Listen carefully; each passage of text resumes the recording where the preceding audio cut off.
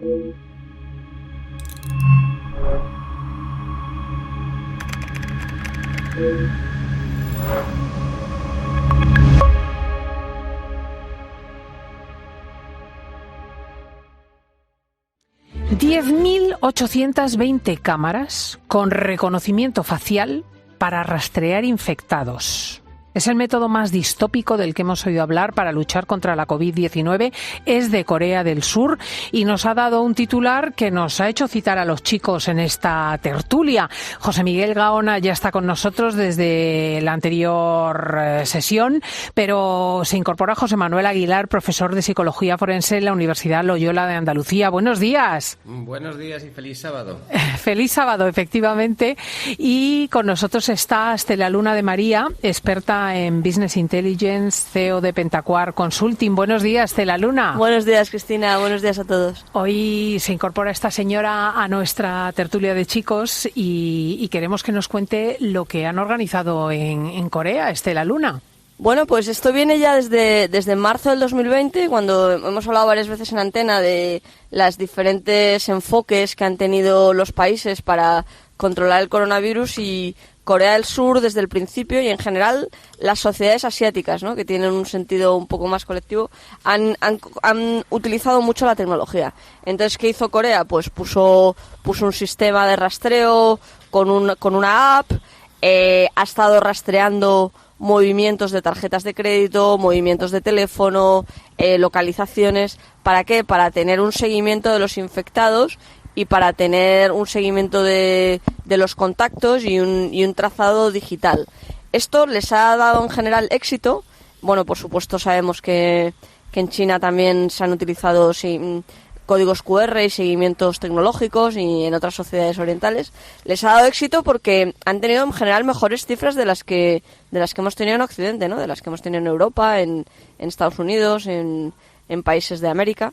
Entonces, hasta cierto punto, pues ha sido un buen enfoque. Ahora hay un paso más hacia arriba, más hacia adelante, que es utilizar sistemas de reconocimiento facial. Entonces, además del rastreo de tarjetas de crédito, rastreos de teléfono, seguimiento de la localización, de por dónde se mueve con el GPS que llevamos todos en nuestro smartphone, van a poner cámaras para que cada vez que haya un contagiado, con el reconocimiento facial se sepa dónde está, con quién se relaciona, qué movimientos ha tenido, y de esta manera pues tener un control todavía mayor. Esto, claro, en Europa y en otros países occidentales nos llevamos las manos a la cabeza, ¿no?, porque decimos, esto es invasivo. ¿Qué va a pasar con esos datos después? Es decir, cuando acabe el COVID, ¿se van a eliminar todos estos datos de movimientos, de tarjetas, Pero yo además pregunto y pongo sobre la mesa la cuestión de si esto, incluso en el caso del enfermo, o sea, el saber en todo momento dónde está, si cumple o no las normas, si se junta o no con unos y con otros, es ético. No sé qué opináis vosotros, José Miguel. Bueno, es que esto hace prácticamente pocos meses nos planteábamos el tema incluso por nuestra parte del pasaporte COVID. Recordemos que, por ejemplo, Ayuso en su día lo dijo y todo el mundo se levantó en armas, que no era ético, que no sé qué. Pues ahora mismo es al contrario. Todo el mundo, o muchísima gente al menos, apoyando lo del pasaporte COVID, que tiene también su buen debate ético. Igual que lo de vacunar a los niños para que terceros salgan beneficiados. Yo no digo ni que sí ni que no ahora mismo, pero tiene su debate ético. Ahora, en Asia, que se pasan en muchos países por el forro cualquier tipo de ética, recordemos que en la misma China existen estos furgones donde se aplica la pena de muerte y de paso se sacan los órganos del ajusticiado. Es decir, que empezando por eso, yo creo que ya les importa un pimiento. El problema que al final siempre empieza todo el mundo a hablar de ello de una manera u otra y el poder lo recomienda, lo subraya, y a mí ya no me extrañaría que dentro de nada tengamos eso por aquí. Me parece horroroso. José Manuel, ¿cómo lo ves tú?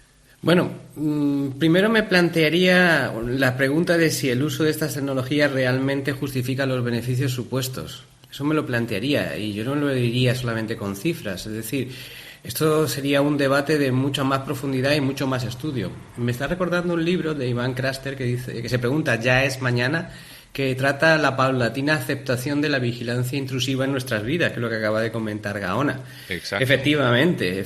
Oye, poco y a al final poco, los presos, José Manuel, los presos acaban defendiendo a los carceleros. Cuidado. Efectivamente. La paradoja, el ejemplo de esa rana que está metida en un baño caliente, que poco a poco va calentándose el agua, la rana está muy calentita, muy a gusto, dándose un baño de agua tibia hasta que empieza a hervir y ya está tan agotada que no puede salir y finalmente es escaldada, pues nos viene muy al pelo hablando de esto. El problema de fondo, para mí, es no tanto el bien común, sino la asimetría. Es decir, la base de todo el problema es la asimetría. El gobierno tiene toda la información y el ciudadano no conoce cuándo le están vigilando, qué saben de él, cómo puede afectarlo o para qué se está usando. Y ese es el problema. El problema, además, cuando ya tenemos tecnologías que nos permitirían vigilar a nuestro propio gobierno. No solo oír que ellos nos vigilen a nosotros. Tenemos el blockchain, tenemos las claves públicas privadas que podríamos usarlo para consultar nuestra información, no la información que tiene el gobierno sobre Cristina o sobre José Miguel, sino nuestra información. Lo que pasa es que al gobierno le interesa la asimetría. Claro. Y creo que el problema de fondo es ese. Me vais a permitir que dé el teléfono gratuito a los oyentes porque este es un asunto sobre el que ha habido mucha polémica en nuestras redes sociales. ¿Cuál es el límite entre la defensa frente a la enfermedad y la libertad? 900 50 60 06, repito, es el teléfono gratuito. 900 50 60 06.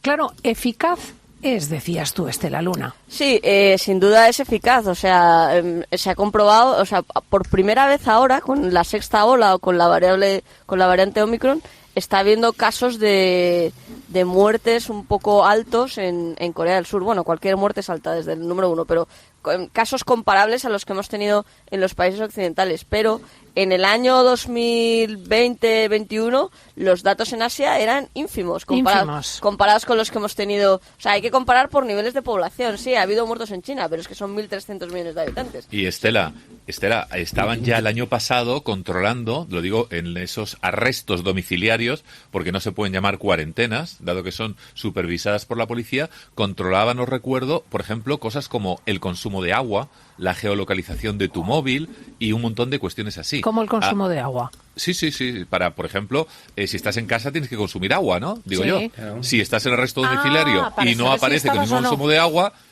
es un elemento en tu contra. Sí, ahí sacaron los americanos las fotos vía satélite de los hospitales, donde antes de la pandemia pues los parkings estaban vacíos y cuando llegó la pandemia pues los parkings estaban completamente llenos y además con los coches muy calentitos. Sí, la cuestión sobre todos estos temas es qué sucede luego con esos datos. O sea, la pandemia y muchas acciones cotidianas de las que ya casi ni pensamos en ellas está generando datos continuamente. ¿Y qué va a suceder con esos datos cuando pase y volvamos? Ya, pero se pregunta como yo, el oyente desavisado. ¿Datos qué datos? Porque si lo que tú estás diciendo que el día 5 de diciembre, entre las 10 de la mañana y el 12 del mediodía, estabas en el supermercado y luego por la tarde estabas en el retrete de tu casa, ¿eso a quién le puede interesar? Bueno, pues esa es la cuestión, que como hemos hablado también en Antena a veces, hay un mercado secundario de datos. O sea, se están continuamente vendiendo datos de todo tipo, tanto en la dark web como en muchísimos sistemas, incluso hasta cierto punto legales, donde se venden datos, entre comillas, anonimizados, pero todo este tipo de datos, o sea, esta recolección de movimientos de tarjetas de crédito, dónde entraste, es decir, todos estos datos, si has sido positivo o no, eso al final es un dato privado relativo a tu salud. Tiene que ser del dominio público, tiene que tenerlo el bar en el que te has tomado un café, tiene que tenerlo el hotel en el que te has hospedado, es decir, todos estos datos, luego todos esos organismos que van a hacer con la información. A ver qué nos dice Gonzalo, que nos está llamando, hemos dado los teléfonos 900 50 60 06. Gonzalo, buenos días. Hola Cristina, buenos días. Qué gusto saludarte, cuéntanos.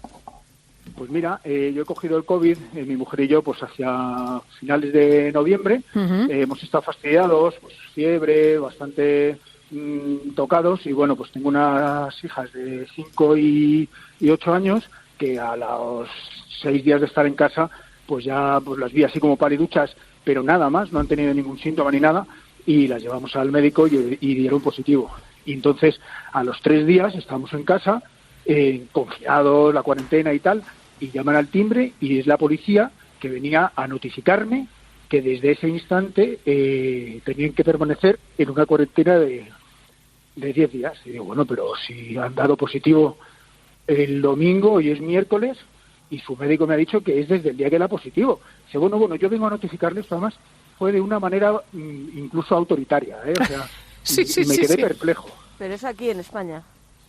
Sí, en Madrid, Pozuelo de Alarcón, y vivo en una buena zona, o sea, no soy ningún delincuente, ni una persona rara, ni nada. O sea, digamos que tú lo que vienes a decir es que tú te has sentido conminado y constreñido. Yo me sentí un poco, o sea que, no sé, me pasé de ser víctima a culpable, no sé por qué. Sí. A ver qué nos dice. Muchísimas gracias, Juan de Almería. Buenos días. Buenos días, Cristina. Encantado de saludarte, Juan. Cuéntanos. Bueno, vamos a ver, yo me quiero referir más al tema de la privacidad. Y claro, porque ha salido y me ha sorprendido bastante. La privacidad total en cuanto a redes sociales o cuando editamos y publicamos en Internet, por ejemplo, pues puede ser mala. Creo que viene a colación del tema de la COVID, ¿no? Y del monitoreo que nos hacen. Pero es que yo no lo veo en el mismo debate. O sea, que nos monitoreen sin nuestro permiso, siempre y cuando nosotros no estamos editando, publicando nada, es un atentado a la privacidad absoluto. Pero no estaría mal que cada vez que se edita o se publica en Internet o redes sociales se diera el nombre y los apellidos y se rompiera el anonimato. No entiendo, o sea, porque eso sería todavía peor, ¿no? No creo, porque es que se está utilizando el anonimato en redes sociales cuando hacemos comentarios en los foros de las noticias de Internet para decir auténticas barbaridades. Pero no habría ningún problema porque ahí estamos editando y publicando. Pero en el caso que vosotros estáis proponiendo esta mañana de monitorear el tema de la COVID, que se rompe la privacidad, ahí sí que veo una violación de nuestra privacidad absoluta, porque nosotros no estamos haciendo nada para que lo vea todo el mundo. Pero en el otro caso sí. De hecho, un compañero vuestro la otra mañana en COPE, no sé si fue Jorge Busto, alguno de estos tertulianos, decía, a ver si de aquí a 5 o 10 años se rompe ya el tema del anonimato, porque se han leído auténticas barbaridades, por ejemplo, a raíz de la muerte de Verónica Forqué.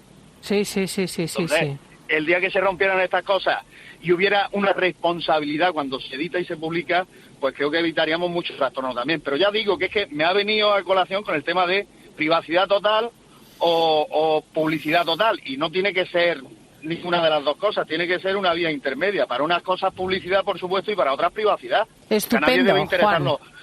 Muchísimas gracias, te lo agradezco muchísimo, Siste la Luna. Bueno, en realidad, respondiendo a Juan, nada de lo que sucede en Internet es anónimo. Lo que pasa es que, es decir, si alguien dice una barbaridad que es un delito, la policía, la Guardia Civil y cualquier persona con conocimientos de ciberseguridad puede encontrar esa IP, esa dirección IP desde la cual se ha emitido el mensaje y se puede rastrear completamente a esa persona. Lo que es verdad es que para el gran público pues no tienen ese conocimiento de qué es lo que está pasando. Pero en realidad Internet no es anónimo. Por eso muchas veces decimos, cuidado con lo que pones, porque eso queda ahí para siempre y cualquiera puede saber qué es lo que está pasando. Pero vete tú, la Luna, a pillar a uno que se llama Perro Verde de la Pampa, que te insulta y no sé qué, no sé cuánto. Eso sí, claro. pero hay una garantía social de que si tú denuncias eso, la policía puede saber quién está pasando. A mí me ha llamado más la atención lo que ha comentado Gonzalo antes, ¿no? Que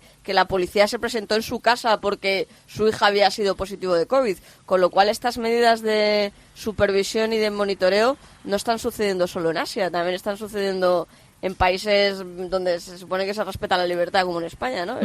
Eso me recuerda a una de las historias de aquella película El sentido de la vida de Monty Python, en que aparece la policía con unos enfermeros en casa diciendo, venimos a por su hígado. Digo, ¿cómo? Sí, claro, lo doné para cuando muriese. Dice, no, aquí en la letra pequeña pone que cuando lo necesitásemos. Venga, Peter, le decía a su mujer, déjate sacar el hígado si tampoco pasa nada. Tú lo firmaste. Oye, una pregunta, la Luna.